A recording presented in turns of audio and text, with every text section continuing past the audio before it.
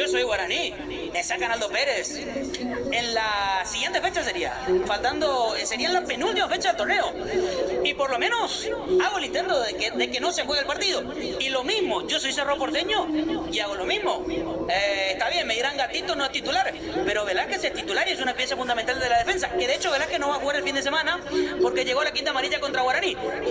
Reglamentariamente nada me ampara, pero por lo menos me manifiesto y digo, no, hagamos el intento. Me parece, no sé cuál va a ser la postura de los clubes, pero me parece que los clubes, cuidando a sus equipos y también por el espectáculo en sí, para evitar las... No sé, estoy tirando un comentario en base a esta situación. No sé qué piensa usted de Ernesto Jiménez. Por el otro lado podemos decir, es un jugador, no puede...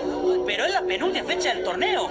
O sea, se está peleando un título, no es algo menor, pero es un lindo tema para debatir en este entretiempo, mientras esperamos por la complementaria Guaraní de Mayo 0-0, Ernesto Jiménez. Totalmente, ya que el primer tiempo se nos fue sin goles. Fede, es interesante este punto que estás tocando.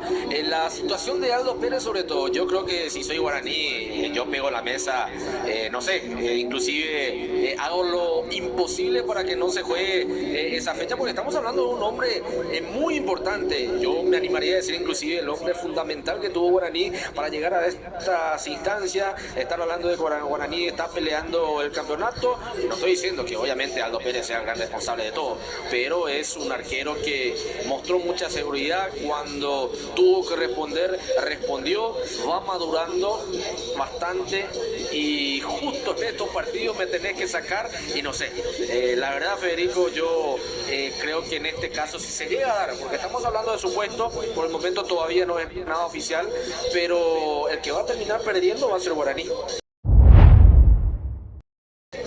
Inclusive yo soy guaraní, le digo, no, le llamo al Faro, no sé, vení, llévame a Nelly Rodríguez, llévame a Saracho, no sé, a cualquiera, pero Guaraní tiene que hacer algo, porque sinceramente yo creo que con esta situación, si se llega a dar, el que va a terminar siendo perjudicado, y que se entienda bien cuando digo perjudicado, porque uno siendo jugador, uno siendo arquero, en este caso lo de Aldo Pérez, ¿quién no quiere jugar por su selección?